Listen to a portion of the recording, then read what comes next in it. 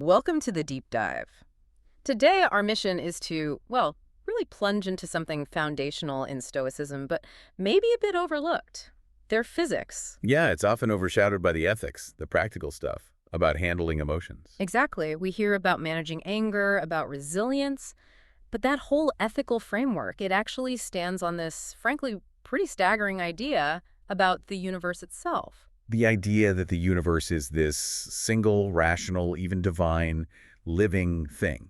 An A organism. living organism. That's the core claim. Yeah. And it's not just, a poetic metaphor for them. No, not at all. It's the literal underpinning. It's the ultimate know thyself by knowing the cosmos kind of approach. So the Stoic goal, living in accordance with nature, you can't even start doing that unless you understand what that nature is, right? Precisely. And we're definitely not talking about Newton's universe here, like some clockwork machine. This is a living, thinking, intelligent system they're describing. So we're going to explore how this ancient, very comprehensive, and let's be honest, kind of theological view of the cosmos demands a really specific, almost radical approach to how you live your life.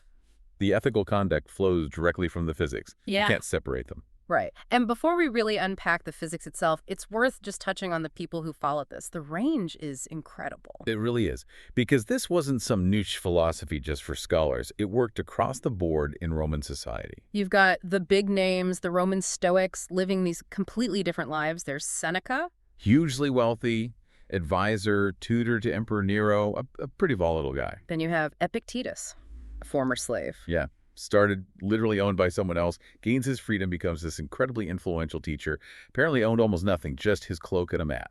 From advisor to emperors to a former slave. And then there's Marcus Aurelius. The emperor himself, ruling the whole Roman world, dealing with plagues, wars, Yeah. unimaginable pressure. So slave, advisor, emperor, worlds apart.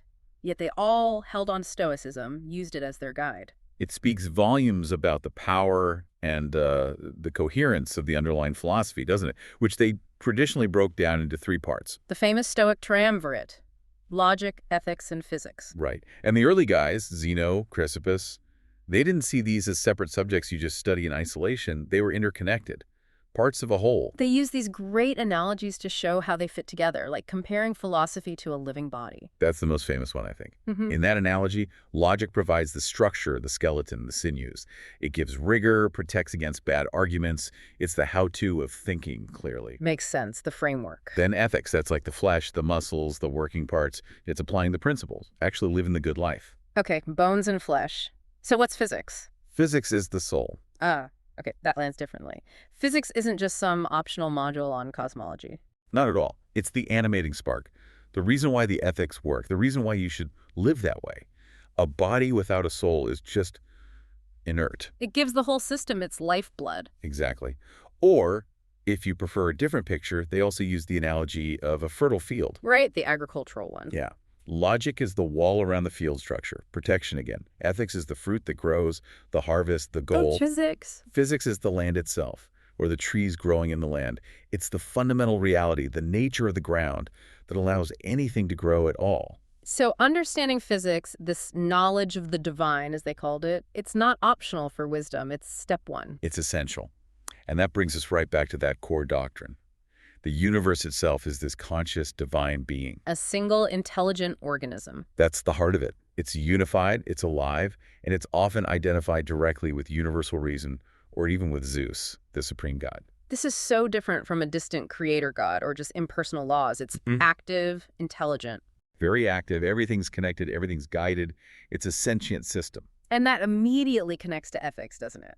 If the universe is rational and divine. Then our big mission, living according to nature, becomes about aligning our own little bit of reason with that huge cosmic intelligence. So physics gives you the map of reality, and ethics tells you how to navigate it. They're totally intertwined. Inseparable. One provides the context, the other the path. Okay, let's dive deeper then. What is this cosmic organism like? Let's start with this idea of unity, consciousness, life.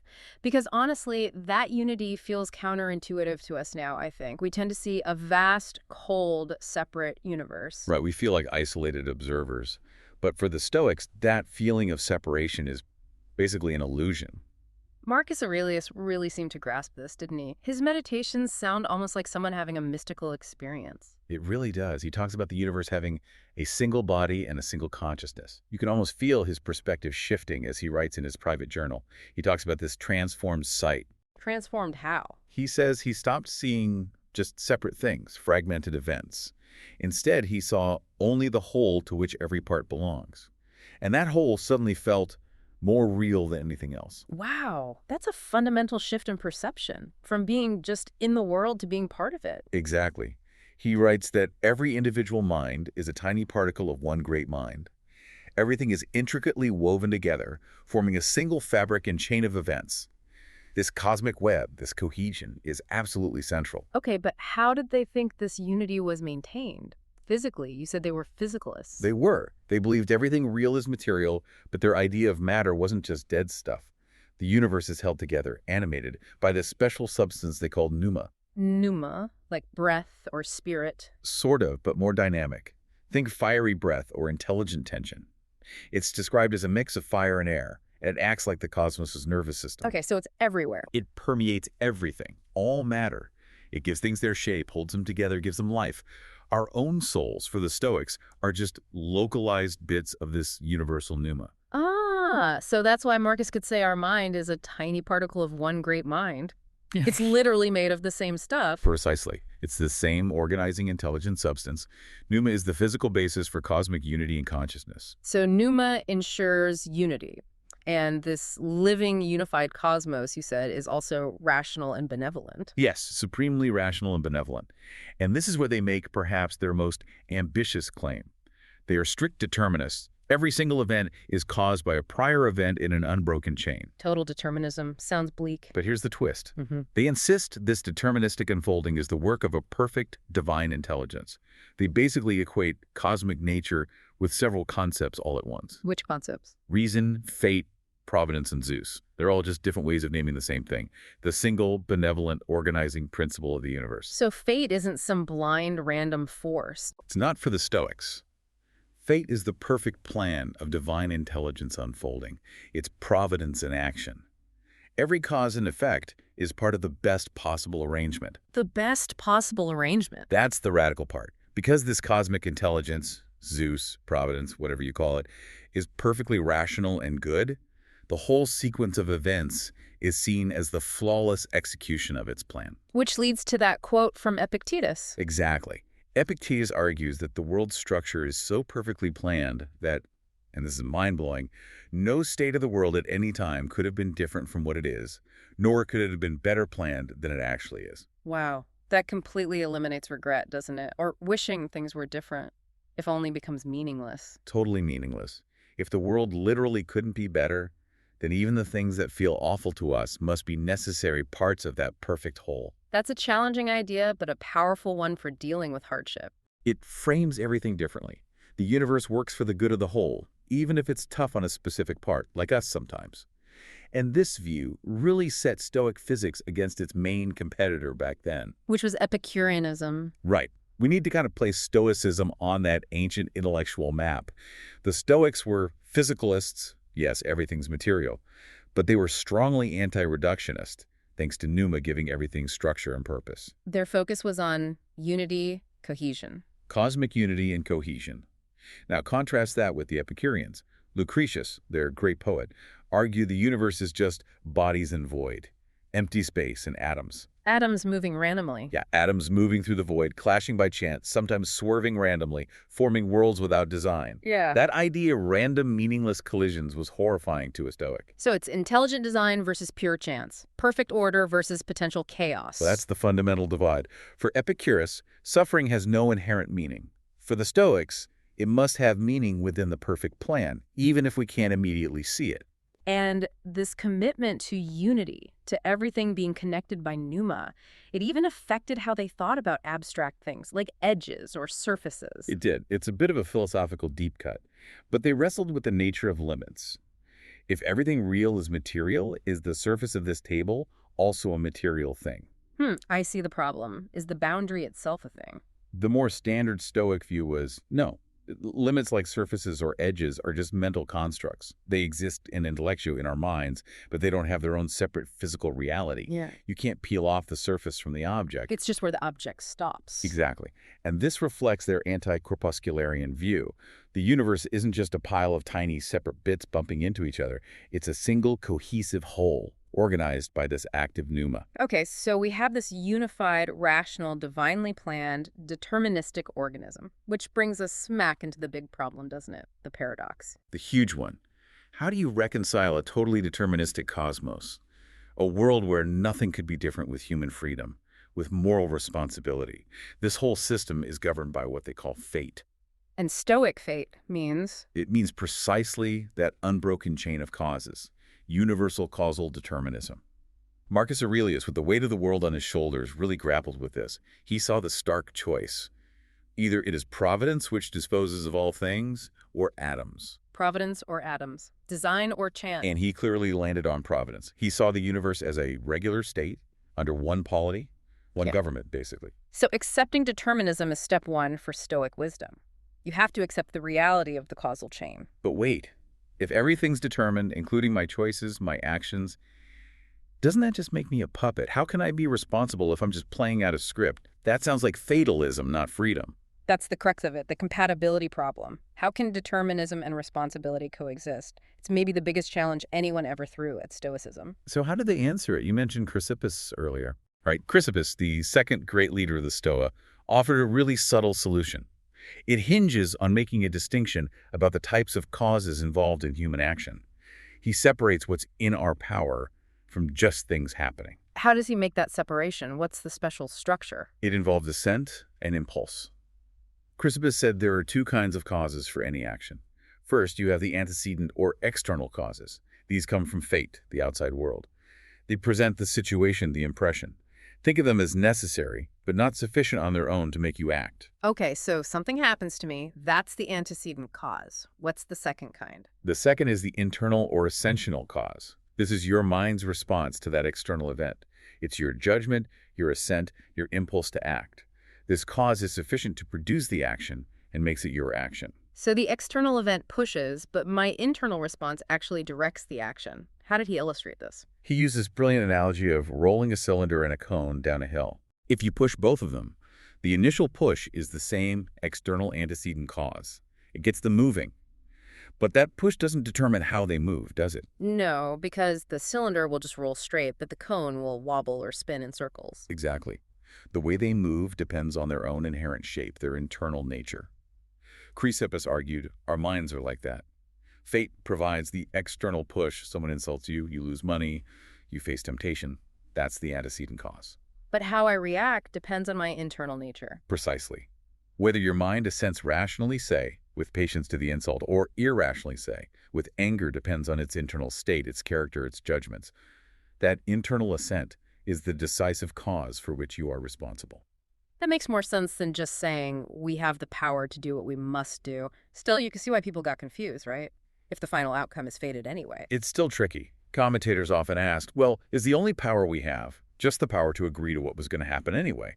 The power to do what we must do in order that destiny be accomplished? Does my choice really matter if the end result is already locked in by the cosmic plan? The Stoic answer is yes, it matters immensely because your choice is part of that predetermined chain. The outcome is fated through your choice. Fate doesn't bypass your mind, it works through it. If fate decrees you'll act bravely, it works by producing brave assent in your mind.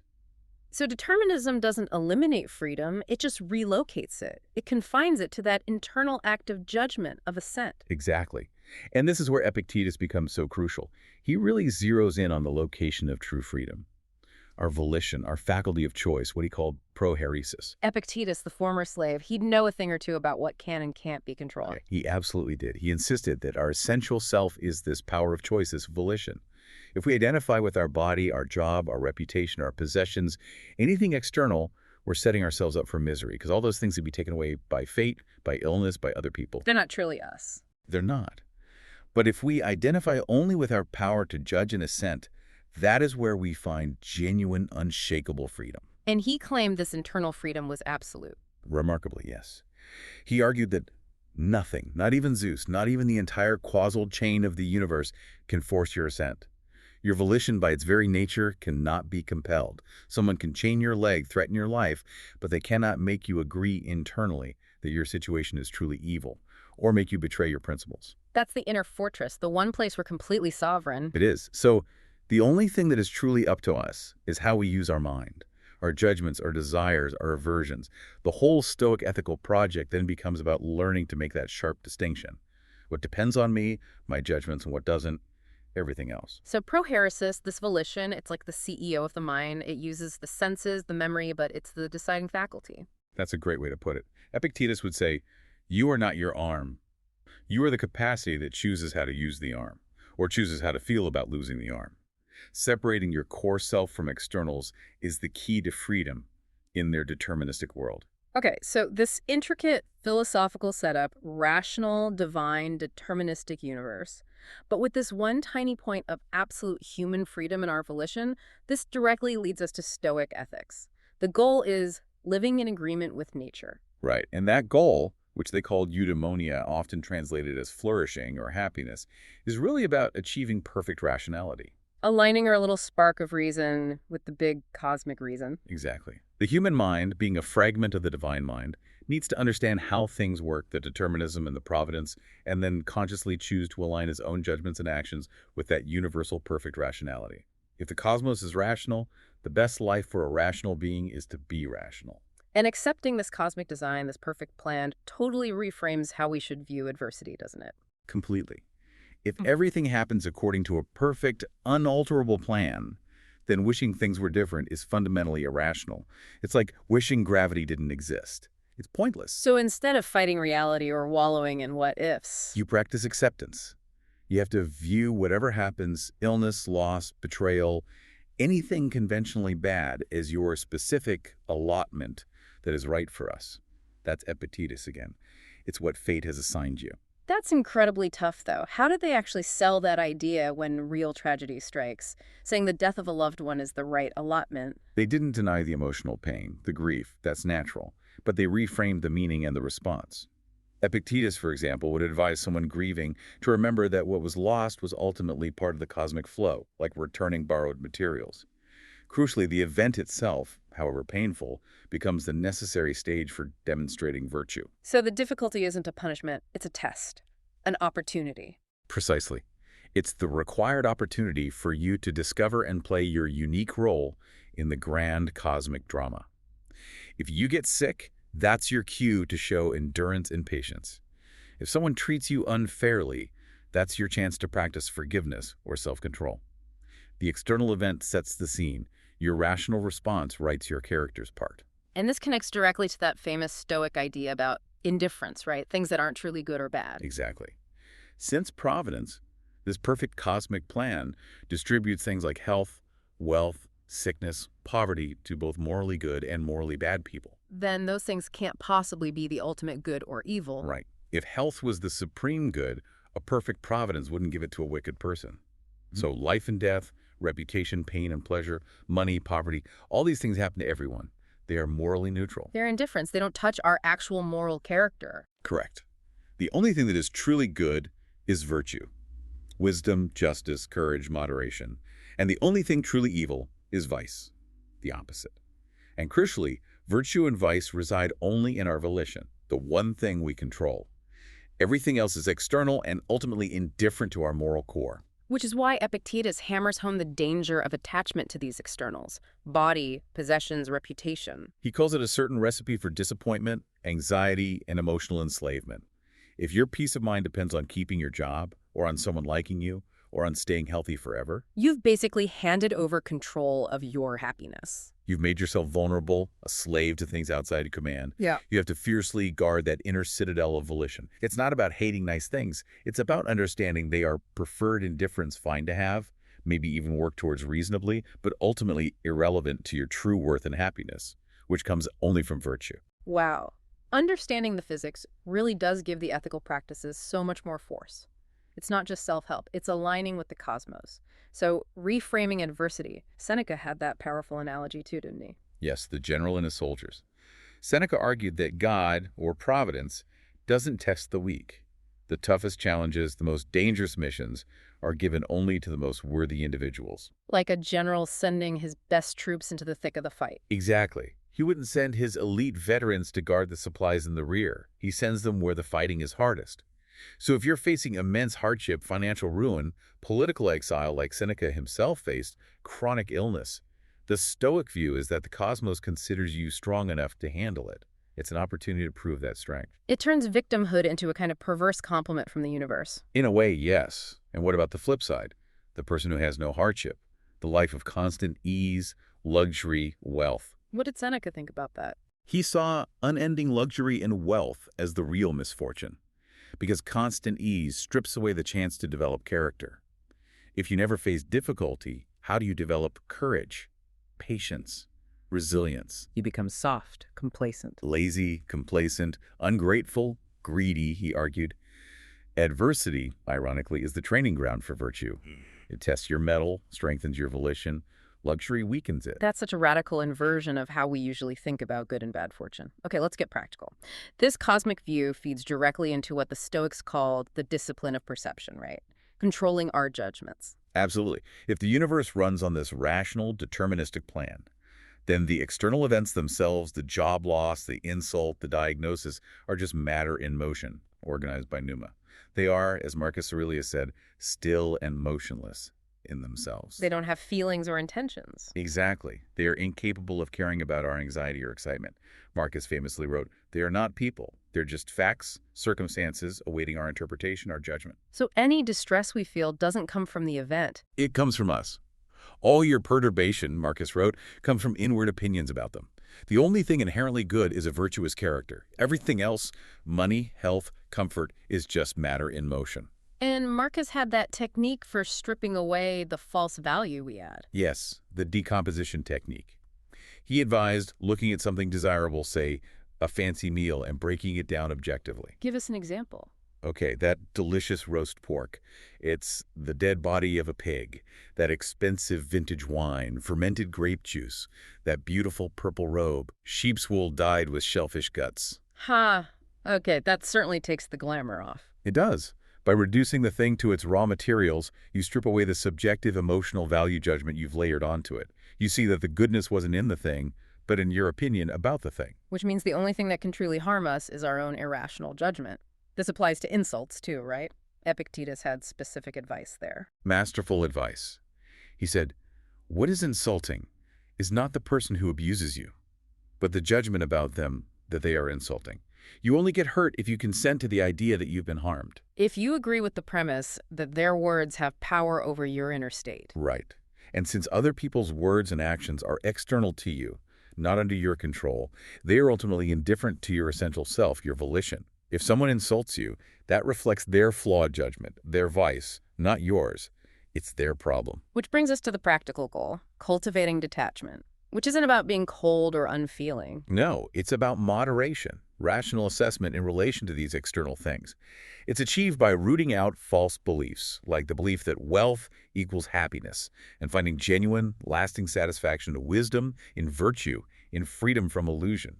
The aim is a mind that can face anything. Yes, a mind that, as Marcus put it, according to its own nature, can pass through every obstacle that it finds and keep straight on forwards. That sounds like he's linking back directly to the physics, like that cylinder rolling true to its nature. Exactly. Just like fire naturally goes up or a rolling cylinder keeps rolling according to its shape, the rational mind, when aligned with virtue, moves forward according to its nature, rationality.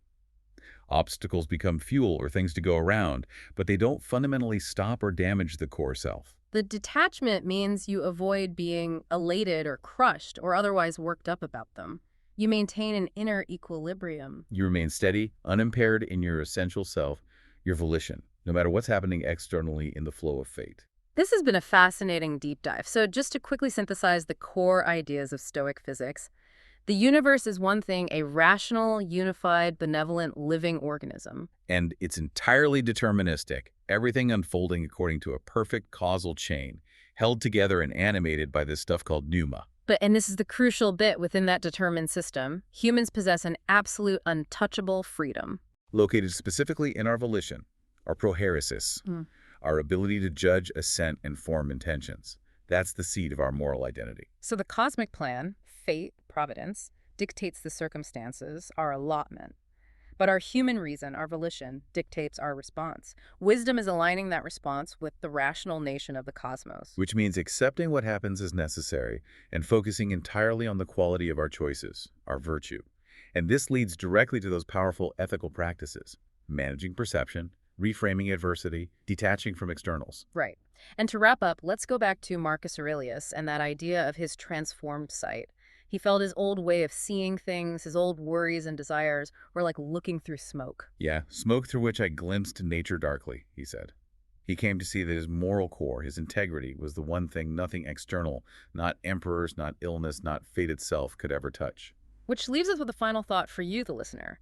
If that moral core, your power of rational choice, truly is untouchable. And if everything outside that core is just indifferent matter unfolding according to a necessary rational plan, then what things in your own life, what anxieties about reputation or money or outcomes you can't control, start to feel a bit like that smoke?